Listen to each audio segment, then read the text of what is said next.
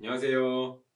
오늘은 스가랴 5장의 말씀입니다. 스가랴 5장에는 두 가지 환상이 등장합니다. 날아가는 두루마리 환상과 에바 속의 여인에 대한 환상입니다. 또 이 환상을 전달해주는 주체는 어제 본문에 다시 등장한 내게 말하던 천사입니다. 이 천사가 누구냐? 스가랴서는 1장부터 6장까지 8가지의 환상이 등장하는데요. 그 중에 6가지의 환상을 전달해주고 있는 천사입니다. 1장에 첫 번째, 두 번째 환상을 함께 본 이후에 2장 3절에 이 천사가 갑자기 사라집니다. 그리고 이 2장에서 어떤 다른 천사가 등장해서 그 환상을 함께 보고 또 3장에서는 여호와께서 보여주시는 환상을 본 후에 4장, 어제 본문인 4장에서 이 내게 말하던 천사가 나와 다시 이 환상을 보여주고 있습니다. 그런데 이 내게 말하던 천사가 누구인가? 이 내게 말하던 천사가 무엇을 의미하는가에 대한 부분은 사실 알 수 없습니다.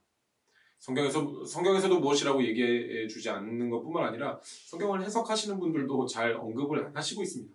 그래서 사실은 잘 알 수 없지만 분명한 것은 이 천사 굉장히 친절하다는 겁니다.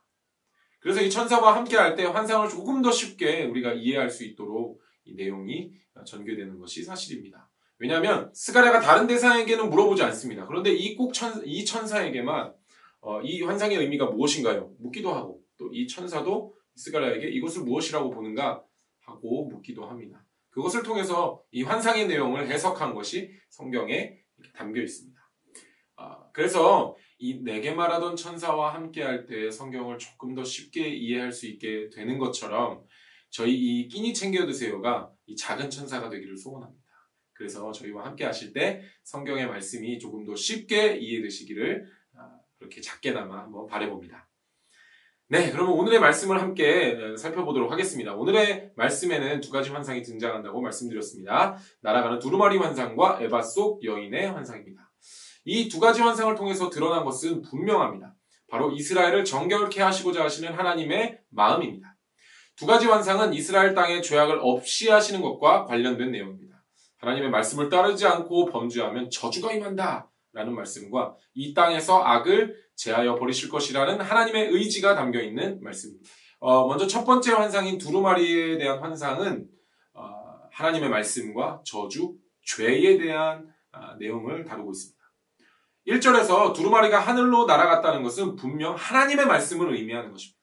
성경의 다른 부분들에서도 이 두루마리에 대해 말씀하실 때 하나님의 말씀에 대한 이 상징으로 표현하고 있습니다. 에스겔서 3장 1절에 보시면 하나님의 말씀을 상징하는 것으로 이 두루마리라는 단어를 사용하고 있습니다.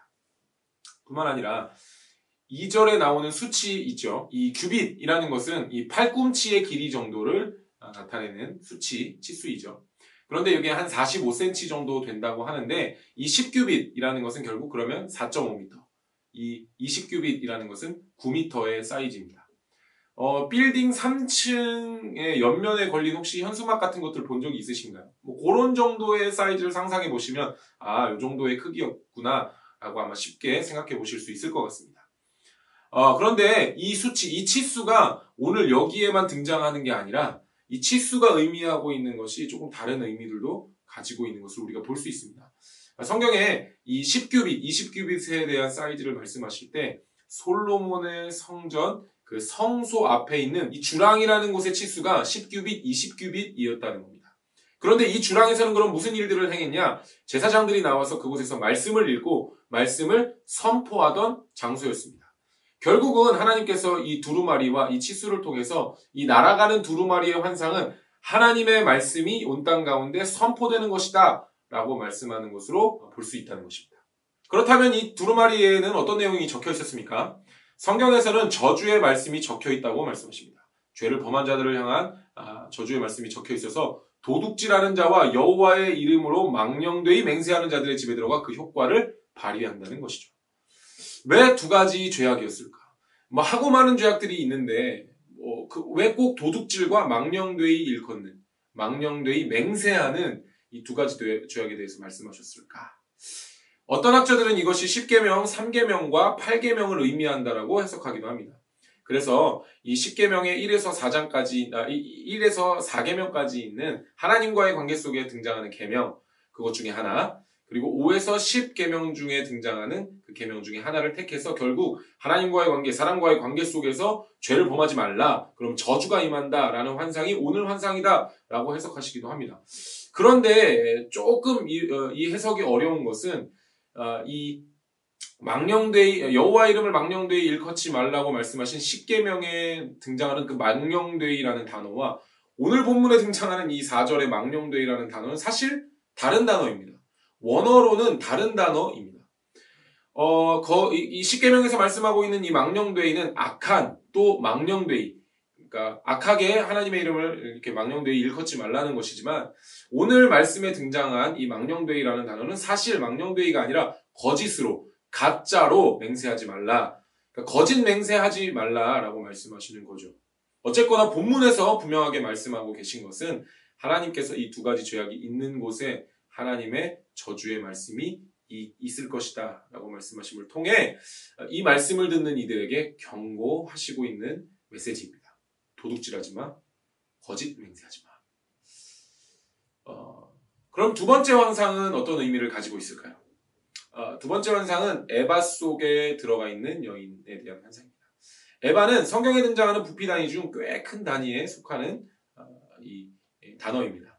우리나라에도 그런 말이 있죠. 돼, 말 이런 것처럼 이제 부피를 표현하는 단어가 있죠. 그런 것처럼 이것도 그 부피를 표현하는 단어라는 것입니다. 그런데 이게 어느 정도 되냐면 한 22리터 정도. 굉장히 크죠.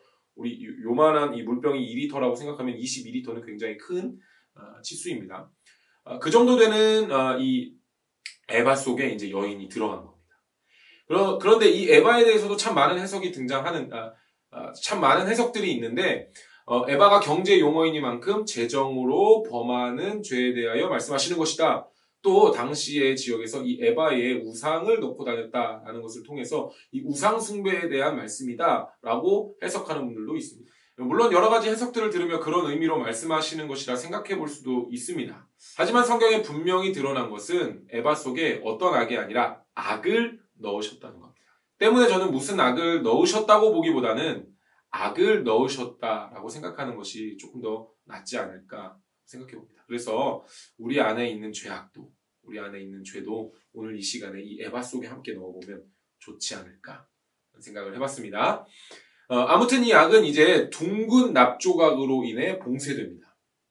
그러니까 이제 둥근 납조각을 그 뚜껑에 덮어서 이 악이 더 이상은 나올 수 없도록 이것을 봉한 것입니다.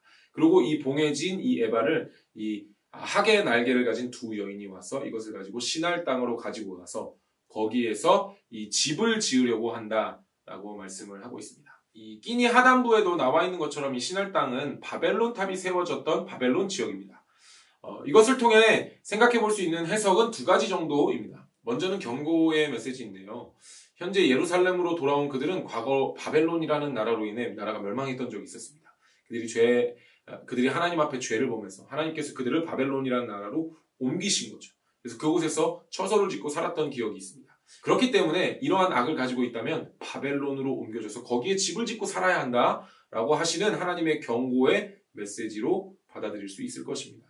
또 다른 한 가지는 하나님께서 강권적으로 이제 이 땅의 모든 죄악들을 옮기실 것이다 라고 말씀하시는 내용으로도 해석해 볼 수 있을 것입니다. 결국 이것은 소망의 메시지인 거죠. 하나님께서 이 죄악들을 이제 하나님의 손으로 친히 없애시겠다라는 메시지로 생각해 볼 수 있다는 겁니다. 그래서 결국 이 환상을 통해 하나님께서는 경고와 소망의 메시지를 함께 주시고 계시는 것이 아닐까. 마지막으로 한 가지만 더 의아한 사실을 좀 나누고자 하는데요. 3절과 6절에 드러난 이 두 가지 환상에 대한 대상이 이스라엘이 아니라 온 땅이라고 말씀하시는 것입니다. 흔히 이 환상이 이스라엘을 향한 환상이다라고 저희는 생각해 볼 수 있을 텐데요. 성경은 이 환상에 대해 분명히 온 땅에서 이 일이 일어날 것이다 라고 말씀하고 계십니다. 이 말씀이 단순히 이스라엘 백성만을 향한 말씀이 아니라 오늘 우리에게도 임하는 말씀이고 또 이스라엘 백성만을 향한 말씀이 아니라 마지막 때를 살아가고 있는 우리에게도 동일하게 제시하시는 환상이라면 결국 이 말씀이 그들에게와 우리에게도 동일하게 적용될 수 있는 말씀이 아닐까 이렇게 생각을 해보고 있습니다. 이렇듯 오늘의 본문은 죄를 근절하라는 경고와 하나님께서 죄를 없애시겠다는 소망의 메시지를 담고 있습니다. 우리의 노력으로 죄를 근절하기로 결심할 때 이 일을 실제로 이루시는 분은 하나님이시라는 겁니다. 우리 안에 정말 이 죄를 없애고자 하는 마음이 있어서 우리가 부단히 열심으로 노력해서 이 죄를 근절하려고 노력할 때 우리의 노력에서 그치는 것이 아니라 이 일을 실제로 이루셔서 우리 안에 그 죄를 없애시는 분은 하나님이시다라는 말씀이 오늘의 메시지라는 겁니다. 저는 이 구조가 이 영상을 보시는 모든 분들에게 동일하게 일어나기를 소망합니다. 이 스가랴 환상, 이 환상 또 이 말씀들을 읽을 때마다 정말 검은 건 글씨고 흰 건 종이인 것 같습니다. 이해가 안 되고 너무 어렵습니다. 우리의 노력으로 아무리 이 말씀을 보려고 노력해도 참 다 이해가 안 됩니다.